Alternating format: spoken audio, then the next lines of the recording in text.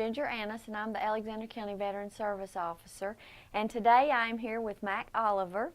Mack, would you start by telling just a little bit about yourself, where you were born, where you grew up? Well, I was born in Stony Point, grew up on the farm just outside of Stony Point, and my daddy sold milk in Stony Point and Midnight and up to Taylorsville to Irene Mills. Went to Stony Point School. We delivered milk till we got to school and got off the milk truck and went to school.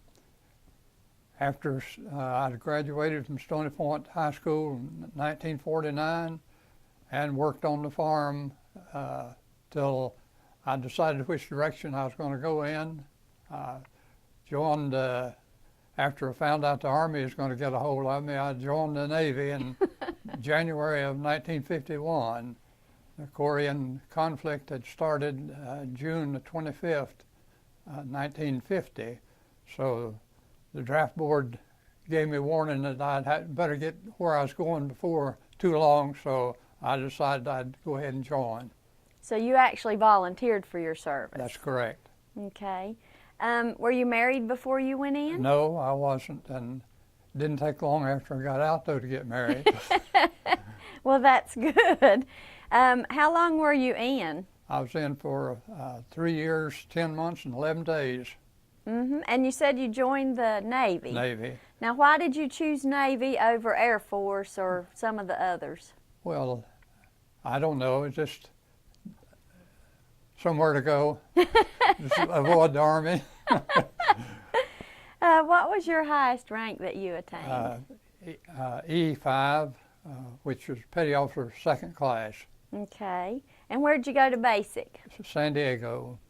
That was abnormal thing, I guess. When I joined, we went to Raleigh for induction, and everybody said, you're going to go to Great Lakes, and this is in January. So I thought, well, that's my first mistake. But we ended up forming a troop train out of Raleigh, and we went down to Atlanta and Louisiana and Arkansas and picked up additional recruits for the Navy. Mm-hmm. And we went across, it took us 5 days to go to San Diego, and we got there on January the 13th, and they kept us up all night re-examining and issuing new clothes. We were in Company 92, and this is the 13th day of January. So you can imagine how many people were coming in the camp there for training. Mm-hmm. We had 9 weeks of training, and we were fortunate enough to become an honor company and got to go up to Julian, California for a week, which we didn't have to march. Mm-hmm. So after going up there, snow was on the ground up in the mountains of Julian, and we'd been used to the warm climate down in San Diego. So the first night we slept in a tent, and I about froze to death, I thought. And the next night I took a mattress off of one of the bunks beside of me and used that for a blanket. So, so did it keep you warm? It kept me warm. Well, that's good. Yeah. What ships were you assigned to when you were in the Navy? I served aboard the USS Hamner DD-718, and you asked me earlier today about which conflict I was in, and during that time it was called police action. We wasn't at war. It was just, but the equipment we had was World War II vintage. The destroyer I served on was commissioned in 1945, and we went from there to it still had the same armament that they had aboard during World War II. We got to Korea in late October of '51, and there was 3 aircraft carriers, and I don't know how many cruisers was there. Mm-hmm. 3 battleships, the Wisconsin, the New Jersey, and the Iowa, and of course President Truman had to have the Missouri somewhere in the background. And Missouri did served during the Korean conflict, and I think after the Korean conflict is over, all the battleships were decommissioned except for the Missouri. Mm-hmm. And we operated with Task Force 77, which included 3 aircraft carriers. Predominantly in that period of time, the aircraft carriers were the Philippine Sea, the Valley Forge, and I forget the other, but we had 3 aircraft carriers out there with us. Mm-hmm. And that was just for a police action. That police action, right. I'd have hated to see what it would have been for a war, huh? Well, we were restrained of what we could do. We could Right. fire if we were fired upon, but that's not a way to win a war. Right, right. Did you make any friends while you were in the Oh, service? yes, I had a lot of good friends, and since I got out of service, I went to several ship's reunions. The first one is in 1992, Mm-hmm. and a lot of the ladies, wives of the men that were there, said, "You're just like a bunch of schoolboys." Renewing old acquaintances, and we've had some good ship's reunions. Well, good. Do you remember any of your superior officers, and if so, why? Well, we had one Lieutenant J.G. Billy Price from Texas, and he was just like one of the enlisted men.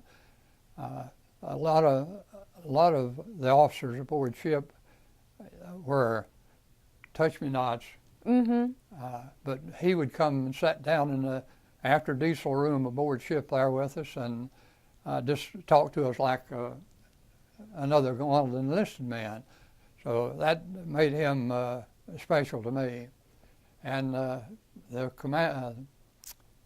executive officer aboard ship was Campbell, and he came off of the presidential yacht Williamsburg, and he was a bachelor, and said that one of the duties that he hated about it was he had to escort Margaret around, him being a bachelor.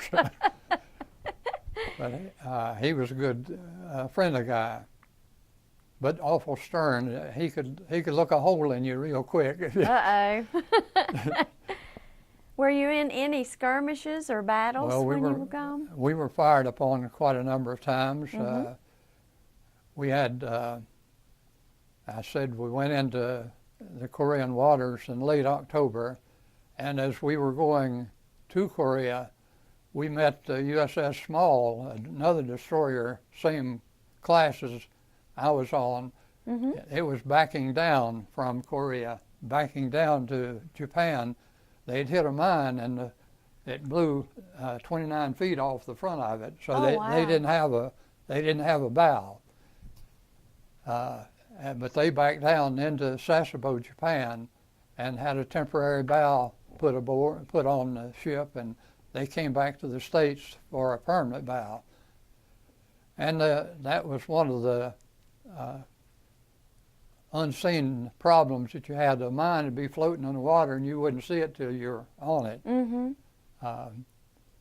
There was a number of ships damaged. I think there's another destroyer damaged by a mine with the same condition, blowing part of the bow off. But that didn't happen to your ship? No. Okay. No. We never got hit. We was fired upon a number of times. Right.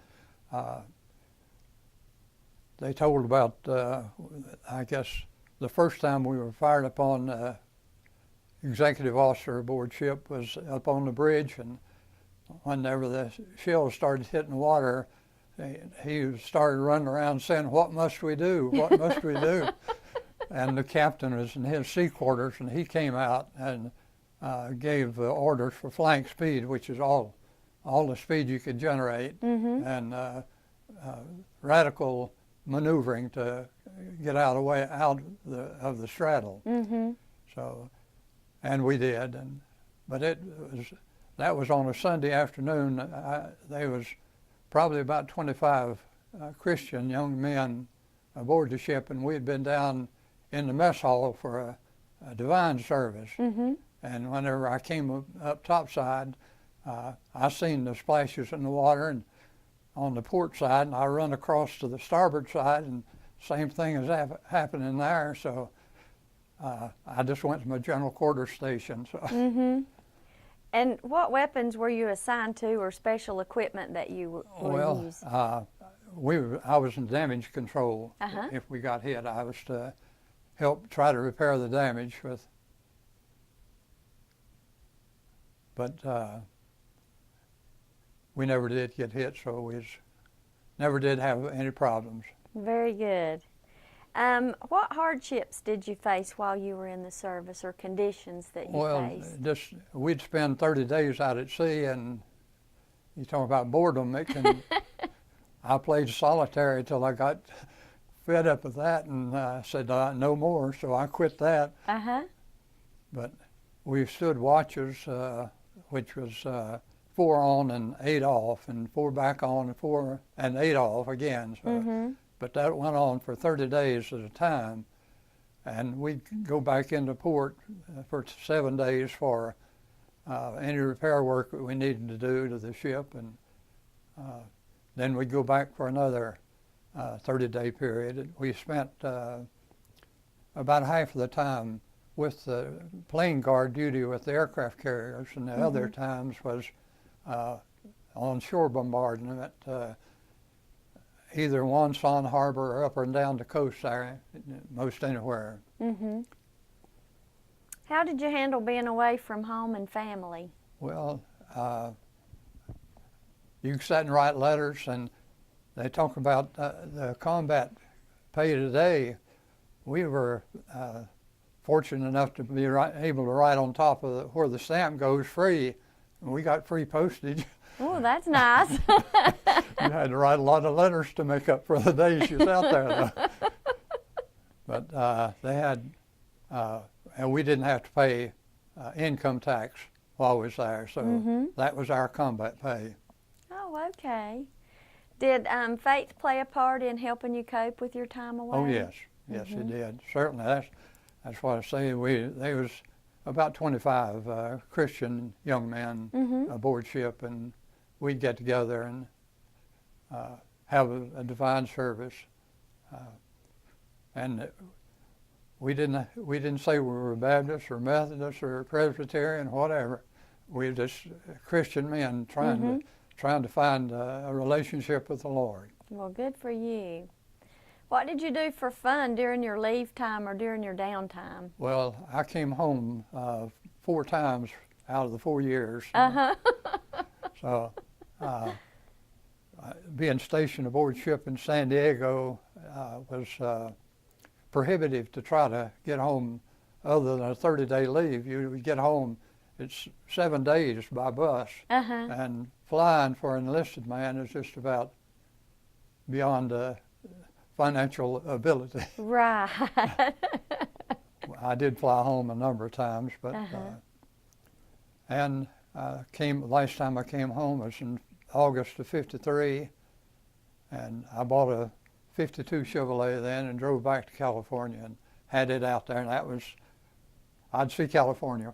That's a little better having vehicle, huh? Yeah. Did you receive any award or medal or commendation for your time? I received the United Nations Service Medal, the Korean Service Medal, National Defense Medal, the China Service Medal, the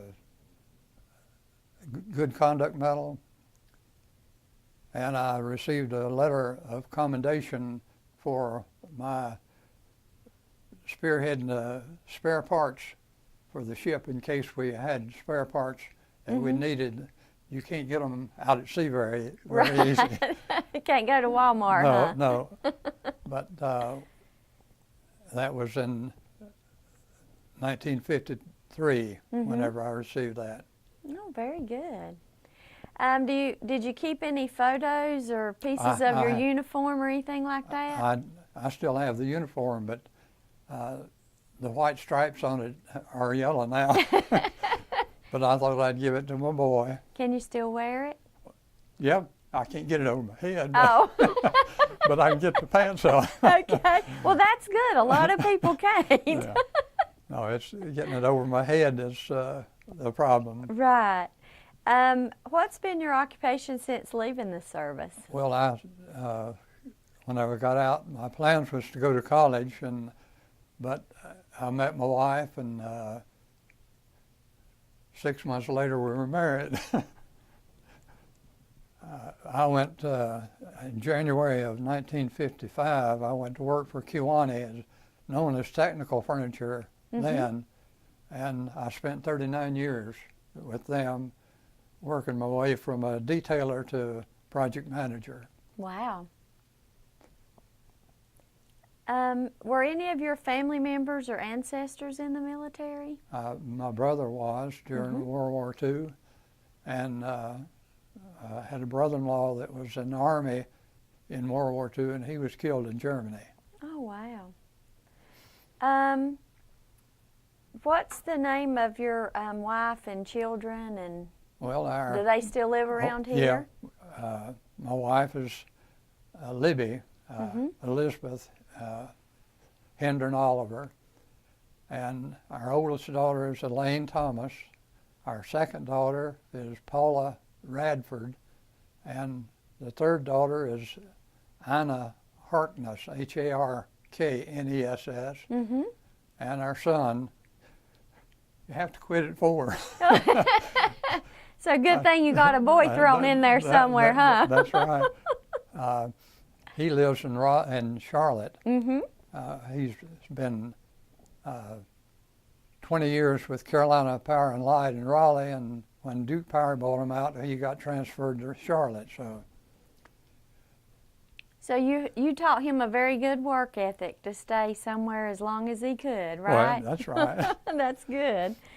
Are you active in any of the veteran service organizations? Well, VFW, Post 10,000, and that's enough. Right. I love to be outside, so if I get too involved in other things, I end up being back inside. There you go. What would you have to say to the youth today if they were interested in the armed forces? I'd recommend it highly. I know back whenever I went in, the saying was, it can make you or break you. And if you are willing to discipline yourself, you can make a good life for yourself. I'm too much of a country boy to spend my time out at sea. I don't think I would have liked that. Well, one thing I can say, I never got seasick. And they said one thing about a destroyer, you needed flight pay and submarine pay, because if you wasn't under the water, you was up in the air. So it didn't ride really smoothly? No.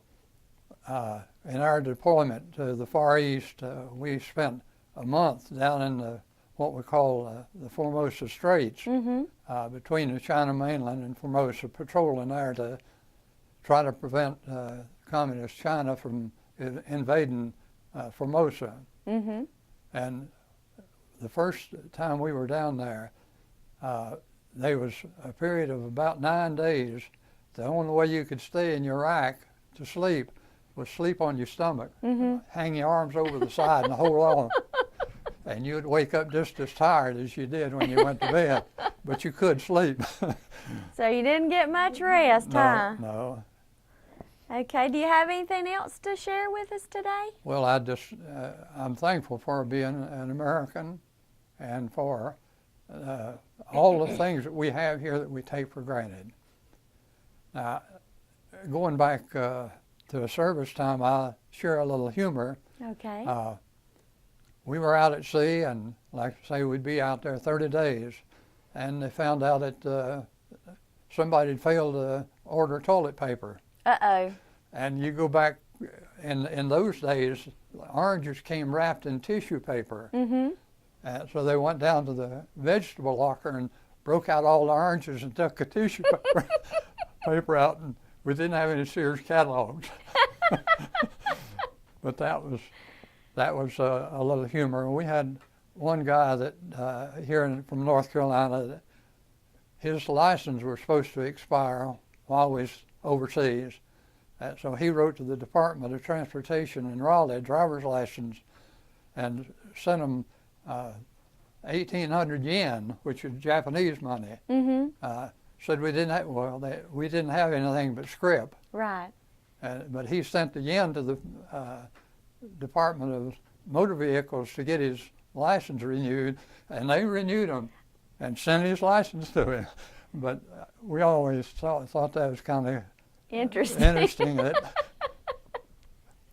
I bet they thought that a bunch of sailors out there didn't have one bit of sense. Well, that's all he had. It was something to laugh about anyway. Well, Mack, I want to thank you for talking with me today and for sharing your story. Well, it's my privilege. And I want to thank you for your service to our country. Thank you. Mack, I see you brought a copy of your ribbons. Can you tell us what they all are and what they mean? Okay, number 1 here on the left is United Nations medal. The number 2, the middle on the bottom, is the Korean service medal. And what are the stars? What do they That's signify? battle stars. Okay. The gold one, or the silver one, represents 5, and the bronze one is for 1. So there's 6 battle stars. So you were busy. We were busy.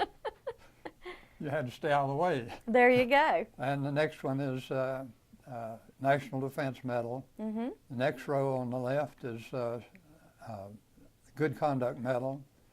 The middle one is Japanese Occupation. The next one is China Service. And this is Presidential Unit Citation. Okay. And the middle one is Efficiency Medal. And the one on the right is Combat